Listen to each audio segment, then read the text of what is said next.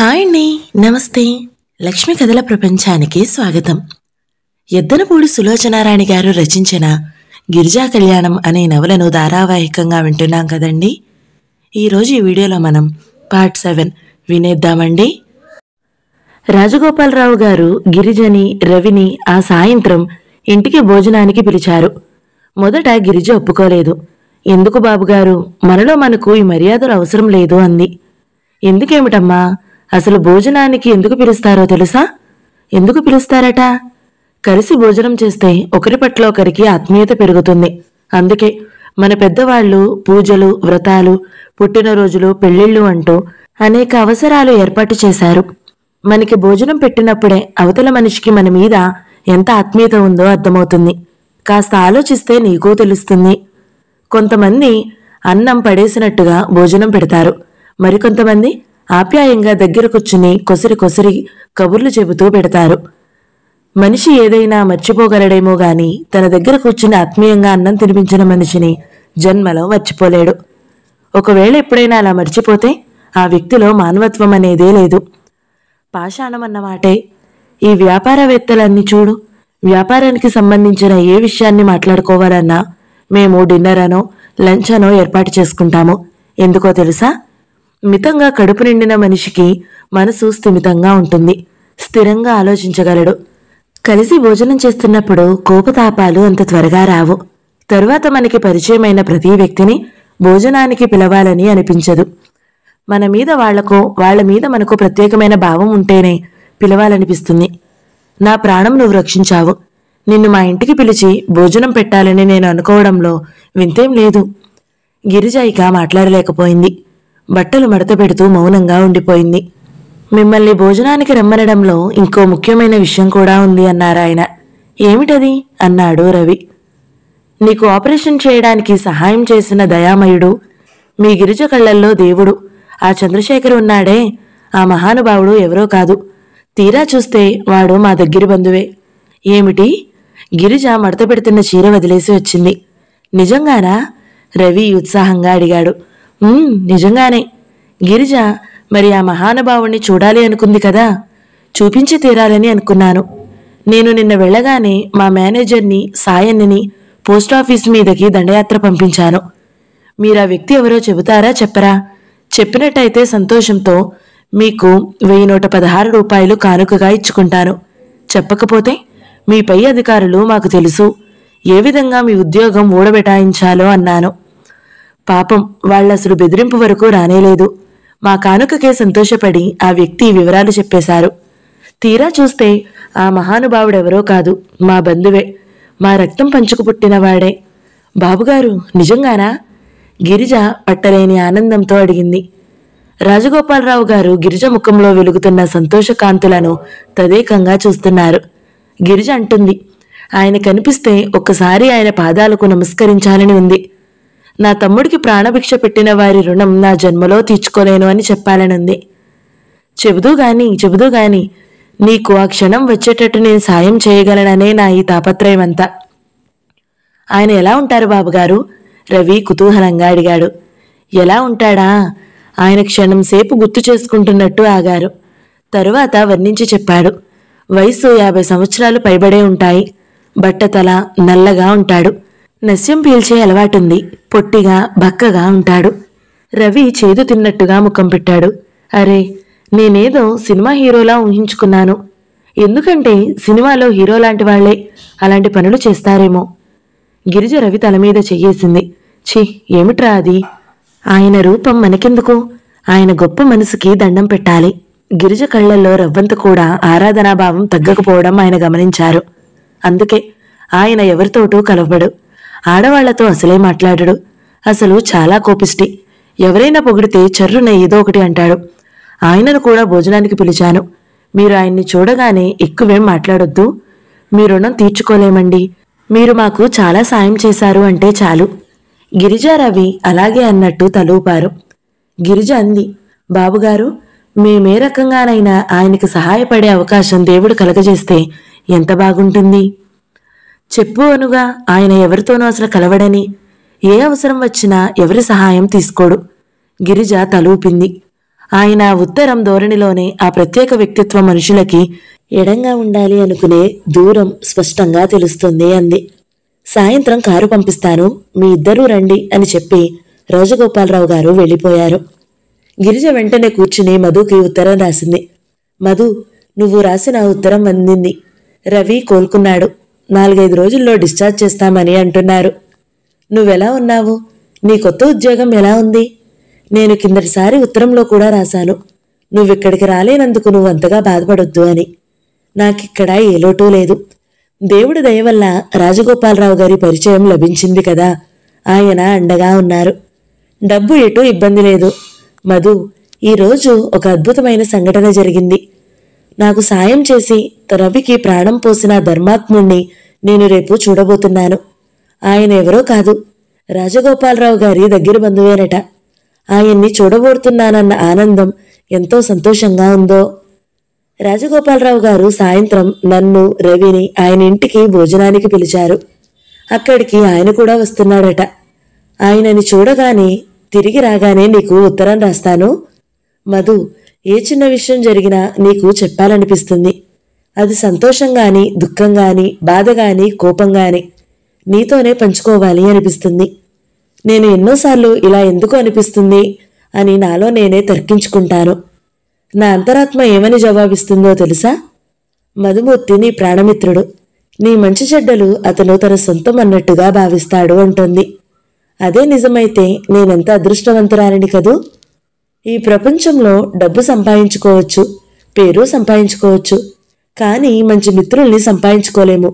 అది కేవలం మన అదృష్టం. నన్ను అడిగితే ఈ లోకంలో మంచి మిత్రుడు గల వ్యక్తి అందరిలో అదృష్టవంతుడు అంటాను. మధు, నాకీ ప్రపంచంలో రవి తర్వాత నువ్వు తప్ప ఇంకెవరున్నారు? ఎక్కువగా రాసేస్తాను. నా మనసులో తోచినవన్నీ చెప్పడం, నువ్వు మౌనమూర్తిలా వినడం నాకు అలవాటేగా. మౌనమూర్తి, అవును, ఆ పేరు నీకు అక్షరాలా వర్తిస్తుంది. అంత తక్కువ మాట్లాడడం ఎలా సాధ్యమవుతుంది నీకు? వచ్చే ముందు ఉత్తరం రాస్తాను. నీకు సెలవు దొరికితే బెజవాడ వచ్చి స్టేషన్కి వద్దు గాని. మధు, రవి ఆపరేషన్ అయిపోయింది. నాకు ఇక దిగిలేముంది? మేఘాలలో తేలిపోతున్నట్లుగా ఉంది. ఈ ఆనందం నీతో కలిసి ఎప్పుడు పంచుకుంటానా అని ఎదురుచూస్తున్నాను. జవాబు రాస్తావు కదూ? రేపు ఉత్తరం రాస్తానుగా, అది కూడా చదివిన తరువాత ఏకంగా ఒకేసారి జవాబు రాయి. ఉంటాను, నీ గిరిజ. గిరిజ ఆ ఉత్తరం 1-2 సార్లు చదివింది. ఎక్కడా అతిగా ఏమీ అనిపించలేదు. తరువాత కవర్లో పెట్టి అంటించి అడ్రస్ రాసింది. మధుకి చెప్పడానికి ఎన్ని కబుర్లో, ఉత్తరాల్లో ఎన్ని రాసినా ఇంకెన్నో చెప్పేవి మిగిలిపోతున్నట్లుగానే ఉన్నాయి. సాయంత్రం అవుతుండగా కారు వచ్చింది. గిరిజ, రవి ఆ కారులో రాజగోపాలరావు గారి ఇంటికి వచ్చారు. ఆయన గుమ్మంలోనే ఎదురయ్యారు. రామ్మా రా ఆహ్వానించి ఇంట్లోకి తీసుకెళ్లారు. ఆ ఇంటిని, ఇంటి వైభవాన్ని, అలంకరణని చూసి రవి, గిరిజ విస్తురపోయారు. రాజగోపాలరావు గారిని చూస్తే డబ్బున్న మనిషినని తెలుస్తుంది, కానీ ఇంత ధనవంతుడని ఎవరూ అనుకోరు. ఆయన మాటల్లో అహంగాని, భేషజంగాని లేశమాత్రం కూడా కనిపించవు. ఆయన స్వయంగా దగ్గరుండి ఇల్లంతా చూపించారు. కూతురి ఫోటో చూపించి సగర్వంగా ఎన్నో విషయాలు చెప్పారు. కిటికీలోంచి చూస్తే 100 వరహాల చెట్లు, సంపెంగి, మాలతీలతలు కనిపిస్తున్నాయి. అవి కూతురు నాటివేనని చెబుతూ అవి కమల ఎక్కడికి వెళ్ళింది అని తనని అడుగుతున్నట్లే ఉంటుందని అన్నారు. ఆయనకి కూతురంటే ఎంత ప్రాణమో ఆయన చెమర్చిన కళ్ళే తెలియజేస్తున్నాయి. ముగ్గురు మెట్లెక్కి పైకి వచ్చారు. పై అంతస్తులో తాళం వేసి ఉన్న ఒక గదిని చూపిస్తూ, ఇది నా మనవడి గది. వాడు ఎప్పుడు ఇంటికి వస్తాడో, ఎప్పుడు ఇంట్లో నుంచి వెళ్తాడో ఆ పరమాత్ముడికే తెలియాలి. ఎంతసేపు స్నేహితులు ఉండేవాడికి ఇంకేం అవసరం లేదు. గుర్రాల పిచ్చి ఒకటి బాగా ఉంది. నేను అనుకోవడం వాడి మనసు కూడా ఆ గదిలాగానే ఎప్పుడూ మూసి ఉంటుంది. అందులో వాడు బయటికి వచ్చి ఎదుటివారిని పలకరించాల్సిందే తప్ప ఇంకొకళ్ళని అందులోకి ప్రవేశించనీయడు. గిరిజ సానుభూతిగా ఊకొడుతూ ఉంటుంది, కానీ ఆయన మాటల్ని శ్రద్ధగా మనసును పట్టించుకోవడం లేదు. గిరిజ హృదయం మరొకరి కోసం లోలోపల మహా ఆతురతగా ఎదురుచూస్తుంది. ఆ గది తలుపు తెరిచి ఆ తాళం చెవి తన కొంగుకు ముడివేసుకునే అమ్మాయి కోసం నేను గాలిస్తున్నాను అన్నారాయన. టైం ఎంతయిందోనని గిరిజ గడియారం వైపు చూస్తుంది. ముగ్గురు కిందకి దిగి వచ్చారు. రాజగోపాలరావు తన కుటుంబ ఫోటోలు, ఆల్బం తీసుకుని వచ్చి ఇచ్చారు. అది కూతురు తయారు చేసిందట. ఆవిడ చిన్నప్పటి వయసును ఎలా పెరుగుతూ మార్పులు వస్తుందో వరుసగా ఫోటోలున్నాయి. ఆ యుక్త వయసులో ఉన్న ఫోటోలు, పెళ్లైన తరువాత భర్తతో కలిసి తీయించుకున్న ఫోటోలు, ఆ తరువాత ముద్దలు మూటగొట్టే కొడుకు పుడుతున్న ఫోటోలు అన్నిటినీ గిరిజ చూస్తుంది. ఆ ఫోటోలు అంతా క్రమపద్ధతిగా అతికించడంలో ఆవిడ క్రమశిక్షణ ఎలాంటిదో తెలుస్తుంది. వాటన్నిటినీ గిరిజ తిరిగేస్తుంది. తరువాత ఆవిడ ఫోటోలు లేవు. రాజగోపాలరావు గారివి, మనవడివి ఉన్నాయి. అవి రకరకాలుగా ఉన్నాయి. ఆయన ప్రతి సంవత్సరం మనవడికి పుట్టినరోజు నాడు తినిపించేవిగా ఉన్నాయి. గిరిజ ఆల్బం పేజీలు తిప్పుతుంటే రాజగోపాలరావు గారు చెబుతున్నారు. ఇంతలో వాకిట్లోకి కారు వచ్చి ఆగింది. అది రంగు వెలిసి పాతబడినట్టుగా ఉంది. అందులో నుంచి ముక్కు పొడం పీలుస్తూ శేషారత్నం దిగాడు. ఆయన్ని చూడగానే గిరిజ, రవి ముఖాలు చూసుకున్నారు. ఆయన హార్చ్ హార్చ్ అంటూ అక్కడే 3 తుమ్ములు తుమ్మి లోపలికి వచ్చారు. రాజగోపాలరావు గారు లేచి ఎదురు వెళ్లారు. రా, నీకోసమే ఎదురు చూస్తున్నాను అంటూ ఆయనను లోపలికి తీసుకుని వచ్చారు. నేను చెప్పలేదు, వీళ్లే గిరిజ తమ్ముడు రవి అంటూ పరిచయం చేశాడు. అప్పటికే గిరిజ, రవి సగౌరవంగా లేచి నిలబడ్డారు. ఇద్దరు ఎంతో వినయంగా ఆయనకు నమస్కరించారు.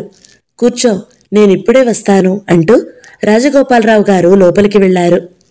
శేషారత్నం కూర్చున్నాడు. గిరిజ, రవి కూడా కూర్చున్నారు. మీ మేలు జన్మలో మర్చిపోలేను అన్నాడు రవి. నా మేలా అన్నాడు శేషారత్నం. అవును, మీ అంత గొప్ప మనసు ఇంకెవరికీ ఉండదేమో. మా అక్కకి మీరంటే ప్రాణం. మీ పేరు తలవని రోజు లేదంటే నమ్మండి అని ఉత్సాహంగా చెప్పేశాడు. ఏమిటి? శేషారత్నం ఉక్కిరిబిక్కిరి అయిపోయాడు. తన వీళ్లకి ఎప్పుడు ఏ విధంగా సాయపడ్డానా అన్న మీమాంసంలో పడ్డాడు. మేము మిమ్మల్ని కళ్ళారా చూస్తామని అనుకోలేదు. ఈ క్షణం మా ఇద్దరి జీవితాల్లో చాలా అపురూపమైనది అంది గిరిజ. శేషారత్నం కళ్ళు రెపరెపలాడాయి. ఆ ఇద్దరి వంక అయోమయంగా చూడసాగాడు. మీలాంటి ధర్మాత్ములు నూటికి ఒక్కరైనా ఉంటే మాలాంటి పేదవాళ్లకి ఎంతో సాయం చేకూరుతుంది అన్నాడు రవి. శేషారత్నం తనని తాను నిలువరించుకుంటున్నాడు. వీళ్లకి నేనేదో సాయం చేసే ఉంటాను, ఎక్కడో ఎప్పుడో మర్చిపోయాను అనుకున్నాడు. ఇంత అందమైన ఆడపిల్ల ఇలా కృతజ్ఞతలు చెబుతూ రోజు మీ పేరు తలుచుకుంటానని అంటుంటే ఆయనకి చెప్పలేనంత ఆనందం ముంచుకు వచ్చింది. గర్వంతో ఛాతీ నిఠారుగా అయింది. మీకిలా కృతజ్ఞతలు చెప్పుకుంటే ఇప్పుడు మాకెంతో హాయిగా ఉంది అంది గిరిజ. దానికేముంది, నేను లేచిన తర్వాత ఎంతమందికో సాయం చేస్తూ ఉంటాను. అలాగే మీకు చేసి ఉంటాను. ఆ మాత్రానికి మీరింత పెద్ద మాటలు చెప్పనవసరం లేదు. ఆఫ్టర్ ఆల్ మనిషిగా పుట్టింది ఎందుకట? సాటి వారికి సాయపడకపోతే ఇతరులకు మేలు చేయని మనిషి మనిషే కాదు. పశువు కింద జమ. మీరే ఆలోచించండి. పశువులు తమ తోటి పశువులకు ఏం సాయం చేయగలవు? గిరిజ, రవి అతి శ్రద్ధగా ఆయన మాటలు వింటున్నారు. ఇంతలో మేనేజర్ వచ్చాడు. అతను ఫోన్ తీసుకువచ్చాడు. మీకు ఫోన్ వచ్చిందండి అని తెచ్చి ఇచ్చి చెప్పాడు. శేషారత్నం ఫోన్ అందుకుని టీవీగా ఫోన్లోకి హలో శేషారత్నం హియర్ అన్నాడు. ఆ పేరు వినగానే గిరిజ, రవి ముఖాలు చూసుకున్నారు. ఆ వచ్చిన ఫోన్ రాజమండ్రి నుంచి ట్రంకాల్. హలో, నమస్కారం అండి. నేనే శేషారత్నాన్ని మాట్లాడుతున్నాను. మీ కేసు సోమవారం హీరింగ్ ఉంది. మీరేం అధైర్యపడకండి, మనం గెలిచినట్లే. ఆ 25 ఎకరాల కొబ్బరి తోట ఇక మీదే అయిపోతుందనుకోండి. ఈ శేషారత్నం కేసు చేపడితే ఓడిపోవడం అంటూ లేదండి ఆయన అరుస్తూ చెబుతున్నాడు. అక్క, శేషారత్నం అంటారేమిటి? ఈయన పేరు చంద్రశేఖరంగా అన్నాడు రహస్యంగా.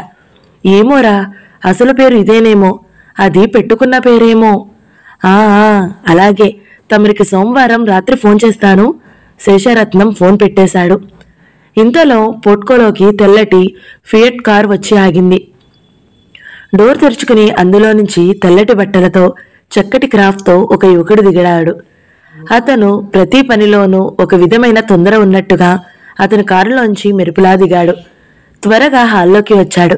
చకచక మెట్ల వైపు వెళ్ళబోతూ శేషారత్నాన్ని చూసి ఆగి, హలో అంకుల్, ఆస్తమా ఏమంటుంది అంటూ పలకరించాడు.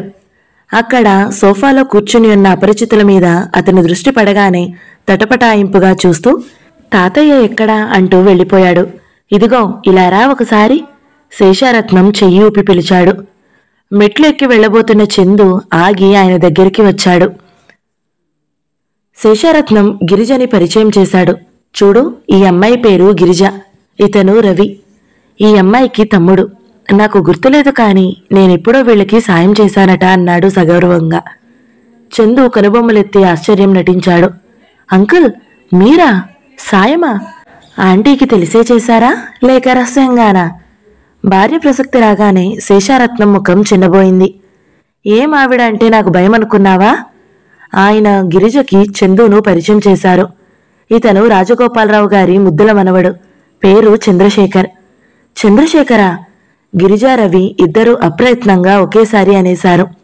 అవును, మేమంతా చందు అని పిలుస్తాం. ఏమిటలా చూస్తున్నారు? ఆ పేరు వింటే మీకెందుకంత ఆశ్చర్యం కలుగుతుంది? ఆయన ఆరా తీశాడు.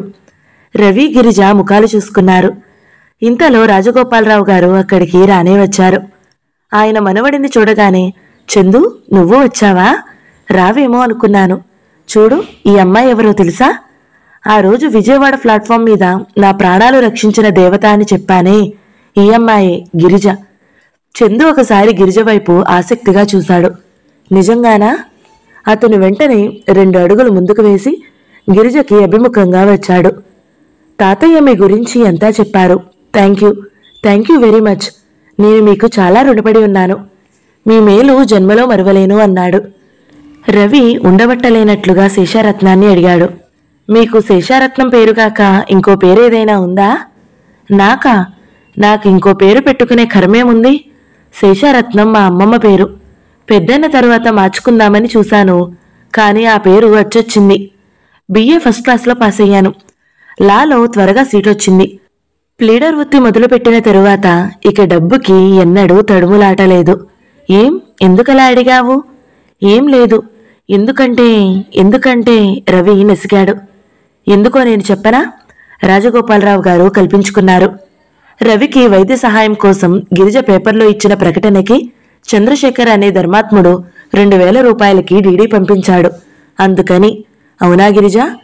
గిరిజ అవునన్నట్లు తలూపింది. ఏమిటి, 2000 రూపాయలా? శేషారత్నం ఆశ్చర్యపోయాడు. రాజగోపాలరావు గారు మనవడి వంకే చూస్తున్నారు. అతని ముఖంలో గబగబా రంగులు మారాయి. ఏమిటి, ఆ ప్రకటన ఇచ్చింది? అతను సందేహంగా గిరిజ వైపు చూశాడు. అవునరా చందు, నువ్వు నీ పుట్టినరోజు నాడు మీ అమ్మ జ్ఞాపకార్థం చేసే మంచి పనిగా పేపర్లో ఒక అనాథ యువతి తన తమ్ముడికి హృద్రోగం ఉందని వైద్య సహాయం చేయమని అభ్యర్థిస్తూ ఇచ్చిన ప్రకటన చూసి సాయన ద్వారా 2000కి డీడీ పంపావు. ఆ అమ్మాయే ఈ గిరిజ. ఆ కుర్రాడు ఇతనే. నువ్వు పంపిన డబ్బు ద్వారానే ఈ అబ్బాయికి ఆపరేషన్ జరిగింది. కోలుకున్నాడు. ఏమిటి, నిజంగానా? చందు నమ్మలేనట్లుగా గిరిజ వైపు, రవి వైపు చూస్తున్నాడు. అవును చిరబాబు, ఈ సంగతి మాకు నిన్ననే తెలిసింది. అక్కడున్న సాయన్న అన్నాడు. Really? Glad to meet you. Ravi చెయ్యి అందుకుని కరచాలనం చేశాడు. గిరిజని చూస్తూ వాట్ ఏ వండర్ఫుల్ ఎక్స్పీరియన్స్ అన్నాడు. రాజగోపాలరావు గారు చెప్పేశారు. గిరిజ, నీ తమ్ముడికి సహాయం చేసిన మహానుభావుడు వీడే. శేషుని తమాషా చేయడానికి వాడు అనిపించేలా మీకు చెప్పాను అని చెప్పారాయన. ఏరా, నువ్వు సాయం చేసినట్టే పోజు పెట్టేశావా? నేను లోపలికి వెళ్లి కిటికీలోంచి నిన్ను చూస్తూనే ఉన్నాను. శేషారత్నం ముఖం మొదట వెలవెలబోయినా ఆ తరువాత నవ్వేశాడు. చందు శేషారత్నం వైపు చూశాడు. అంకుల్, ఏమిటి, తనే చంద్రశేఖర్ అని చెప్పారా అన్నాడు. నేను చెప్పలేదు, వాళ్లే అనుకున్నారు. ఆయన నసిగాడు. ఆయన ముఖం చూడగానే చందు, అక్కడ సరిగ్గా ఈ సమయం ఆంటీ ఉండాల్సింది, ఈ జోక్ ఇంకా బాగుండేది అంటూ ఓహోహో అంటూ ముఖం నెత్తి బిగ్గరగా నవ్వేశాడు. రాజగోపాలరావు గారు కూడా నవ్వారు. శేషారత్నానికి కూడా నవ్వొచ్చేసింది. సాయన్న ముసిముసిగా నవ్వుతుంటే మేనేజరు పెదవులు బగబట్టి చూస్తున్నాడు. అందరి నవ్వులతో హాలు ప్రతిధ్వనించింది. కాని గిరిజ నవ్వలేదు. ఇతనా చంద్రశేఖర్? గిరిజకి మెరుపు దెబ్బ తిన్నట్లయింది. గిరిజా కళ్యాణం 7వ భాగం సమాప్తం. ఈ వీడియో మీకు నచ్చినట్లయితే లైక్ చేయండి, షేర్ చేయండి, మంచి కమెంట్ పెట్టండి. ఇలాంటి మరిన్ని వీడియోల కోసం మన ఛానల్ని సబ్స్క్రైబ్ చేసుకోండి. Thank you so much for watching. నమస్తే.